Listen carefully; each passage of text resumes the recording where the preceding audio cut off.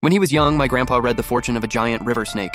The next day, a massive, nation-shocking flood happened in the main river. Because Grandpa picked the perfect moment for it, the snake successfully transformed into a dragon. Ever since then, a bull-sized dragon scale has hung on Grandpa's fortune-telling stand, and he became known for miles around as the ultimate fortune teller. But his massive fame also drew a lot of hate from rivals. On one of his fortune-telling days, the temple was packed with people waiting for a reading.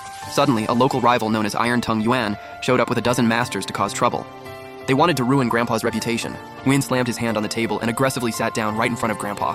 Grandpa took a few puffs of his pipe and slowly asked, "Old Yuan, what do you want me to read?"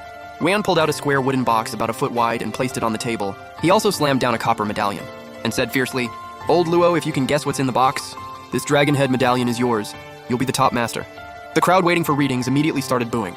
This was basically bullying. No matter how accurate Grandpa was, there was no way to divine what was inside a closed box. Yuan and his crew gloated, thinking Grandpa was about to be deeply humiliated. But Grandpa didn't even care about the medallion. He calmly replied, "I can read it, but I have one condition." Yuan patted his chest and said, "Old Luo, if you can actually figure it out, I'll agree to anything. In 5 years, bring your granddaughter here and arrange a marriage with my grandson." Hearing this, Yuan burst out laughing. "Old Luo, you've got to be kidding me. My son isn't even married yet. What granddaughter? Besides, you've been single most of your life. Are you just desperate for a grandson?" Seeing Grandpa getting up to leave, Yuan started to panic a little. He sneered and asked, "Old Luo, are you just afraid to lose? Fine, I agree. If I ever have a granddaughter, I'll do as you say. I'll personally bring her to get engaged to your grandson." Grandpa shook his head. "You won't be the one bringing her, because you won't live to see that day. Just make sure you tell your son. My grandson will be a lifesaver for your Yuan family. He'll help your family survive a huge crisis." Hearing this, Yuan slammed the table and cursed at Grandpa. "Old Luo, you jinx, you're actually cursing me to die early." The usually noisy temple instantly went dead silent. Hundreds of eyes stared unblinking at Grandpa. Our Luo family specializes in coin divination, a type of hexagram reading. Grandpa used an ancestral copper coin for his readings. He clamped the coin between his palms and slightly closed his eyes. He muttered his mantra. When in doubt, let the hexagrams decide life and death. Then he let go and the coin dropped onto the table.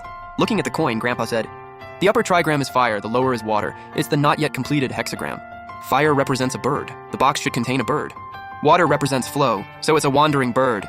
Fire is red, water is black. The bird has brown patterns." Watching Grandpa analyze the reading, Yuan and the others looked completely shocked. Even though they were also feng shui masters and good at divination, they knew perfectly well they couldn't pull off a reading this precise. Grandpa continued, "There's a sparrow inside this box, isn't there?" Hearing this, Yuan and his crew exchanged nervous glances. Everyone in the room stared wide-eyed at the wooden box. When the box was opened, the temple immediately erupted in cheers and applause. It was indeed a sparrow, its beak and body tightly tied up inside the box. Only its eyes were frantically darting around. Yuan and his guys turned beet red from embarrassment. Though they were secretly impressed, they weren't willing to admit defeat just like that. Seeing this, Grandpa calmly said, "I'll give you a chance. If you guess right, the dragon head medallion stays yours." "Old Luo, what do you want me to guess?" "I want you to tell me if the bird is dead or alive." Yuan instantly froze, because if he said it was alive, Grandpa could just crush the bird in his hand, making him wrong. If he said it was dead, Grandpa would just leave it alive. The bird's life or death was entirely in Grandpa's hands. Yuan's face turned pale with rage. He slammed the table. "Luo, you're ruthless!" He got up and walked out in disgrace with his crew. After this incident, Grandpa's fame skyrocketed. His name became legendary in the entire feng shui world, until the following autumn, when Grandpa went to check a gravesite for a client. Passing by the graveyard, he heard crying and found me there as an infant. The weird part was, the moment I saw him, I stopped crying, and even started giggling at him. Grandpa felt we had a destined connection, so he took me home to raise me, and named me Luo Yang. Even though Iron Tongue Yuan lost to Grandpa, he deeply respected him. The year after the bet, Yuan's son got married, and had a baby girl. Because Grandpa always chanted hexagrams decide life and death when divining, Yuan specifically named his granddaughter Yuan Xining to match that mantra. Just as he excitedly prepared to honor the bet and arrange our childhood marriage, something incredibly bizarre happened to the Yuan family. While using the outhouse, Yuan was choked by the smell and a roof tile fell, hitting him right on the head and knocking him out. The Yuan family rushed him to every major hospital, but the doctors were helpless. Until one midnight, Yuan suddenly woke up and drank several bowls of porridge back to back. His family was thrilled, thinking he had fully recovered. But Yuan just pointed in the direction of Grandpa's house and said, "Old Luo, I concede. In this life, you're the only one I truly respect." Then, he told his son about the marriage pact from years ago, and told him that he absolutely had to go when the time came. His son even complained at the time, "You're getting better anyway. We'll all go together." Hearing this, Yuan just shook his head helplessly. He collapsed back onto the bed and passed away. Grandpa was heartbroken when he heard about Yuan's death. They had battled for half their lives, forming a mutual respect. I asked Grandpa, "Did Yuan die like that because he revealed too many heavenly secrets?" "I've revealed way more secrets, and I'm fine. I bet someone set him up." A month later, Yuan's son and dozens of relatives showed up at our house. The Yuan family was wealthy and powerful. They rolled up in over a dozen black sedans. All I remember is that they brought along a pretty little girl.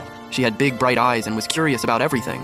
Grandpa wrapped a lock of my hair in yellow paper and gave it to the Yuan family. The The Yuan family put a lock of her hair into a jade pendant and gave it to Grandpa. Grandpa put the pendant around my neck and warned me to never lose it. While the adults talked inside, Sinning and I went outside to play. She held my hand, constantly calling me her big brother. A few hours later, the Yuan family took her away. Watching all those cars drive off, I felt a sense of loss for the very first time. From that day on, Grandpa taught me everything about coin divination.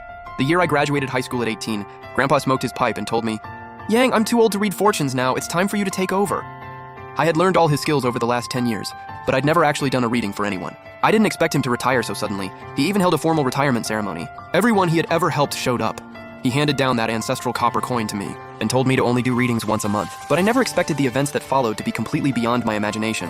My very first client was Auntie Wang from our village. Since Grandpa had retired, folks were pretty skeptical of a young successor like me. Unlike the packed crowds for Grandpa, my first day was completely dead. It wasn't until the afternoon that Auntie Wang walked in, sweating profusely and carrying her son. She told me her son had caught a very strange illness.